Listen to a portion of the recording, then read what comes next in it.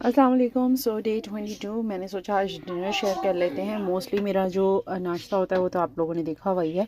So it's mostly omelette होता है और एक स्लाइस होता है और या फिर दलिया होता है, उसमें चिया सीड्स होते हैं और उसमें फ्रूट्स होते हैं।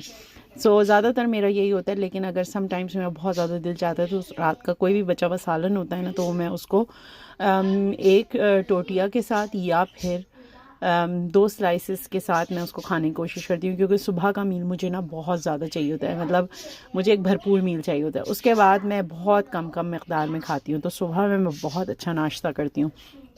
और यहाँ पे मैंने जो चिकन लिया है इसके अंदर मैंने कोई ड्रेसिंग नहीं लगाई डाली हुई। Same with salad. सैलड के अंदर ये जो आपको नज़र आ रहा है ये इसकी ग्रेवी है जो चिकन की है, तो वही मैं खा रही हूँ। और इसमें सलाद के पत्ते कम हैं, विच इज़ फाइन। मैंने गाजरें ज़्यादा ले ली हैं। सो ये आज का डिनर है।